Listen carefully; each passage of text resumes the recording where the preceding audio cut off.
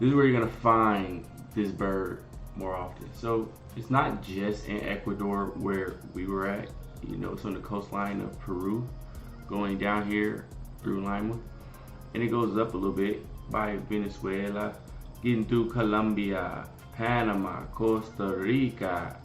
So, and it's almost touching a little bit over here by El Salvador as well. Before, so if you ever go in any of these areas, make sure you're looking out for this bird, please, because it's a beautiful sight to see in real life.